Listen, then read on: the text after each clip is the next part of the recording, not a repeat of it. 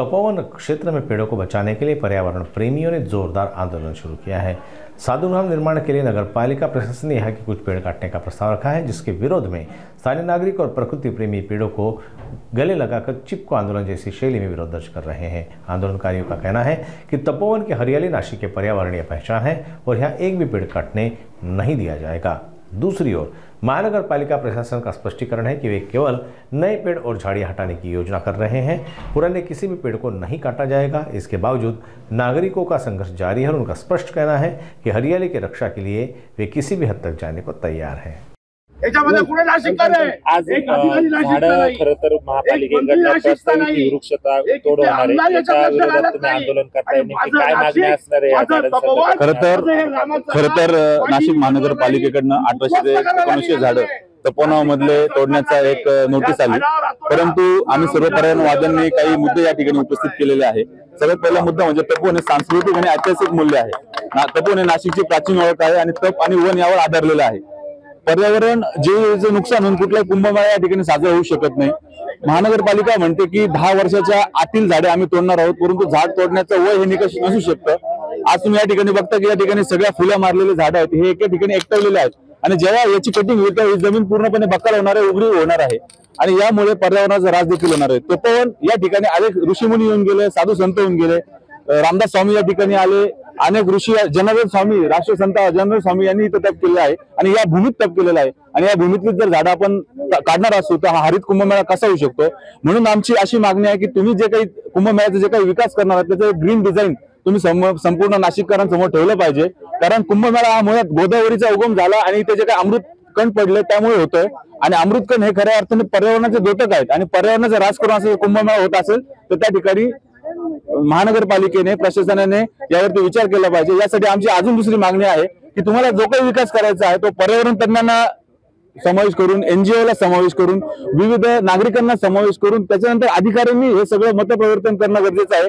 आम्हाला अशी एक माहिती मिळाली की आम्ही नाशिककरांनी ज्या काही ऑनलाईन तक्रारी त्या ठिकाणी त्या मेलवरती पाठवल्या गेल्या तर त्या ठिकाणी सांगितलं गेलं की आम्ही फक्त लेखी तक्रारी फक्त स्वीकारणार आहोत। या डिजिटल इंडियामध्ये प्रधानमंत्री जे डिजिटल इंडिया सांगतायत आणि जनसेवक म्हणतात, हे अधिकारी स्वतःची हुकुमशाही कशी करू शकतात? हाच एक आम्हाला प्रश्न पडलेला आहे आणि आम्ही या ठिकाणी सांगू इच्छितो की ज्या काही ऑनलाईन तक्रारी आपल्यापर्यंत पोहोचल्या त्याचा देखील आपण विचार केला पाहिजे आणि जी सुनावणी आहे ती सगळ्यांना एकत्र करून या ठिकाणी घेतली पाहिजे, सगळ्यांचा विचार या ठिकाणी एकत्र करून या ठिकाणी घेतली पाहिजे आणि तपोवनामध्ये वृक्षतोड ही थांबली पाहिजे। नाशिक महानगरपालिकेने 1700-1800 झाडांवरती या पद्धतीने फुल्या मारलेल्या आहेत तपोवनमध्ये आणि येणाऱ्या कुंभमेळ्याच्या पार्श्वभूमीवरती साधुग्राम इथे बनवायचं आहे आणि त्यासाठी त्यांनी वृक्षतोड इथे करायचं ठरवलेलं आहे।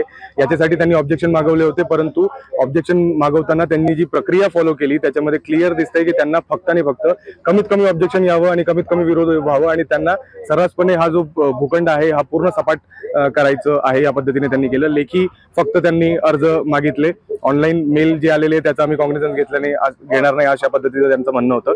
काल करिश्मा नायर यांनी ज्या पद्धतीने खुलासा केला तो देखील दिशाभूल करणार आहे। जेवढ्या वेळा आम्ही पंचवटी विभाग असेल, महानगरपालिका असेल, आम्ही अधिकाऱ्यांशी बोलायला गेलो की नेमकं तुम्ही काय करताय, फुली मारली म्हणजे नेमकं काय करणार आहे, तेव्हा तिथे कोणीच नव्हतं, कोणी उत्तर देत नव्हतं। आम्ही बघू, जनसुनावणीला या, ऑब्जेक्शन घ्या या पद्धतीने ते सगळं म्हणत होते।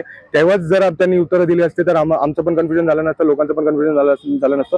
पण हे सगळं करत असताना सुद्धा करिश्मा नायर जे पद्धतीने म्हटले की 10 वर्ष जुनी झाडं आम्ही फक्त काढणार आहोत, ते या पद्धतीने म्हटलं की बाबा काल आलेला जो गवत आपण उपटून बाहेर फेकतो, काँग्रेस जसं उपटून शेतातून बाहेर फेकतो, या पद्धतीने 10 वर्ष जुनी झाडं म्हणजे काय? तुम्ही बघा, पूर्ण मोठा कॅनोपी या ठिकाणी बनलेला आहे, पूर्णपणे सावली आहे, इतकं सुंदर वातावरण इथे आहे आणि हे सगळं तोडण्याचं घाट मनपाने केलेलं आहे। आणि इथे क्रॉस जे आहे ते फक्त या 10 वर्ष जुन्या झाडांवरती नाहीये तर अनेक कुंभमेळे बघितलेले झाड आहे, म्हणजे करिश्मा नायर यांच्यापेक्षा दुप्पट वयाचे असलेले जे झाड आहेत त्याच्यावरती पण फुल्या मारलेल्या आहेत।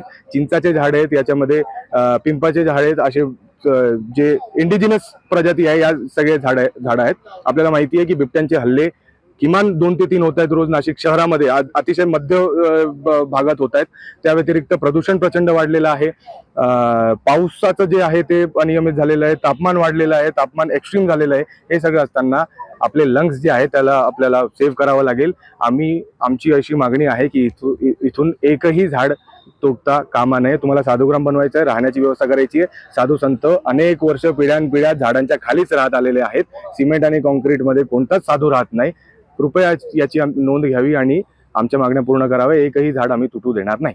एकूण किती झाड का 1700-1800 झाडांवरती क्रॉस यांनी लावलेले आहेत। आता त्याच्यातले नेमकं किती कापायचे आहेत, काय करायचे याचं उत्तर आम्हाला थेट मिळालेलं नाहीये। जेव्हा जनतेचा उद्रेक वाढला, जनतेने प्रश्न विचारायला सुरुवात केली, तेव्हा काल खुलासा आला की आम्ही सगळे कापणार नाही। पण तरी आमचा या प्रशासनावरती अजिबात भरोसा नाही। ज्या पद्धतीने ते मॉडस ऑपरंडी वृक्षतोडीची ज्या पद्धतीने पूर्ण प्रशासन अवलंबतोय, इम्प्लिमेंट करतंय, त्याच्यावरून अजिबात त्यांच्यावरती भरोसा ठेवता येणार नाही। 21 तारखेला जी जनसुनावणी होणार आहे त्याच्यामध्ये आम्ही पूर्णपणे आमची बाजू मांडू आणि आमचं म्हणणं आहे की जनसुनावणी तुमच्या 4 भिंतीच्या आत तुमच्या महानगरपालिकेमध्ये घेऊ नका। इथे या तपोवनमध्ये आपण जनसुनावणी घेऊ। इथे येऊन तुम्ही बघा किती झाडं आहेत आणि काय आहे।